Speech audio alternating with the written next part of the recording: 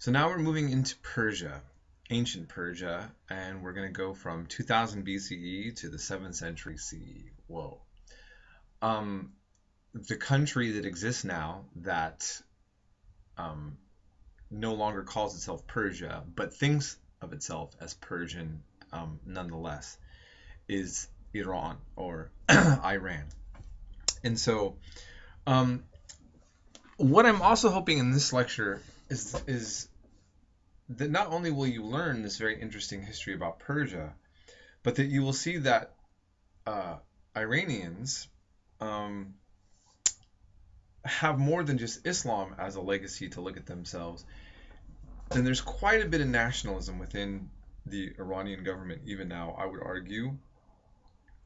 And so, I tend to hear sometimes, and I'm just being, kind of anecdotal here, no statistical analysis, of people looking at the Islamic Republic of Iran as a potential suicide bomber nation. And I think that usually there's a lack of awareness that even those mullahs who are in power in Iran really have a strong sense of Persian identity. And, and a certain amount of nationalism that want to preserve a nation. And even the way they look at Islam is often in a very Persian-centric way. Not always, though. And certain things I'm saying can be debated in certain aspects. But for the most part, I think that if you pay attention to how I'm addressing this, and then you kind of start looking at what's going on over there, and if you were to follow Iranian politics and the history of even modern Iranian politics, things would start to make a little bit more sense. So I'm just having said that, and we're going to move along. I thought also this is great to show the way that Persia, there was a country song right after 9/11. And it was really heartfelt. I think it was called "Where Were You That Day?" But I remember the musician saying something to the effect in the lines, something to the effect in some of the lines of the song. And after watching the guys on CNN, I still don't know the difference between Iraq and Iran.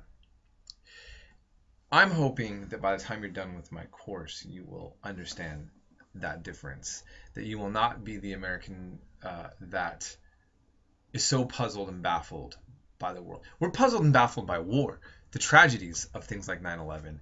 But in a certain sense, it's like his song was revealing that he would just basically was saying, I don't understand what's going on over there. Just everybody leave me alone. There's something that there's many things that we need to be aware of. First of all, we're very involved in that other part of the world as well. And it'd just be good to know, right? So here, if you saw the movie 300, a very entertaining film, it's based on true history, sort of, but not. Look how this Persian is depicted here. I'm not going to play the whole thing, but this is Xerxes, the Persian here, against the Spartan, okay?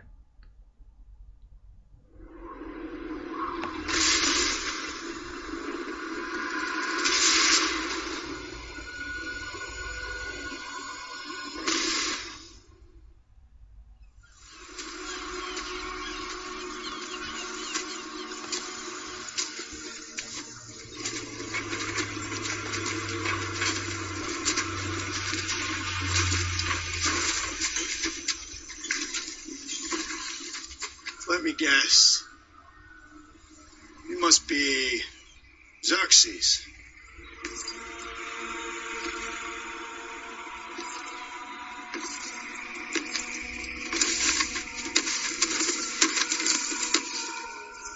Come, Leonidas. Let us reason together. It would be a regrettable waste. It would be nothing short of madness for you, brave king, and your valiant troops to perish. All because of a simple misunderstanding. There is much our cultures could share. Well, haven't you noticed? We've been sharing our culture with you all morning. Yours is a fascinating tribe. Even now you are defiant. In the face of annihilation. In the presence of a god. It isn't wise to stand against me, Leonidas. Imagine what horrible fate awaits my enemies when I would gladly kill any of my own men for victory. And I would die for any one of mine. You Greeks take pride in your logic. I suggest you employ it. Consider the beautiful lands you so vigorously defend. Picture it reduced to ash. So, first of all, it's interesting that the Persians in 300 are depicted as rather kind of creature-likes or darker skinned and also effeminate. Now, where this film gets it right is that the Greeks, when they originally used the term barbarian, they apply it to Persians thinking them to be effeminate. Okay, and you see he's got this kind of girlishness about him, and so there is that kind of projection that the Greeks had, but that's one kind of image that we've had of Persians in film and popular culture. And here's an Iranian comedian that I think really sums it up best. This is a great way to kind of get us in that mode, thinking about past history, but also and current events.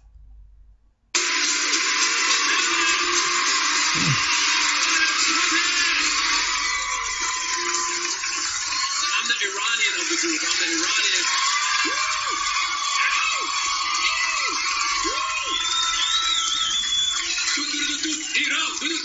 Iran.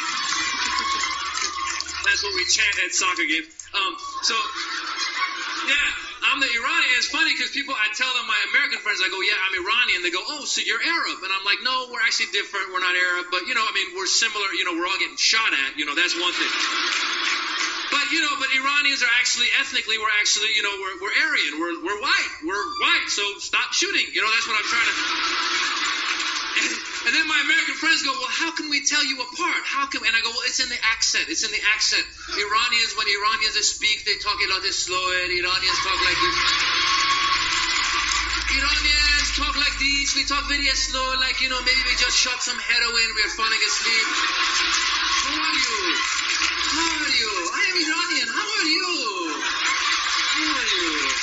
It's Iranian. Okie dokie. It's Iranian. Take it easy. Don't worry about it. I'm Iranian. And Arab talk a lot faster. Arab talk faster. Arab talk a lot faster. Arab talk like the judges of cocaine. They're talking. How are you?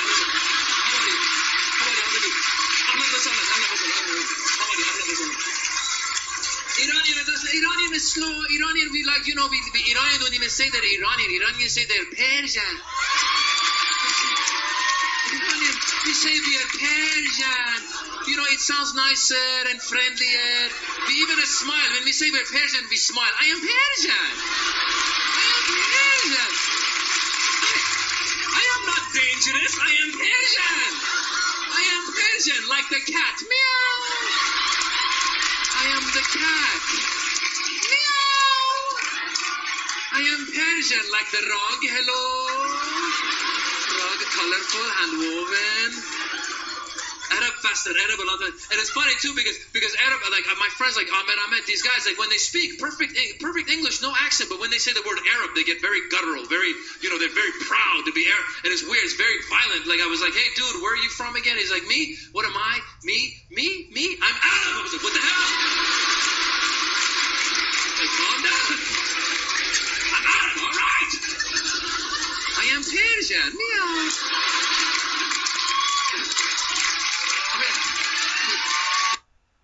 So, anyhow, I like this comedian has kind of used this kind of stand-up as kind of break stereotypes, explain things. He's been very interesting as a kind of a way of articulating things in very sensitive times politically. Anyhow, I'll stop here and we'll move right into Persian history as we go into the next lecture.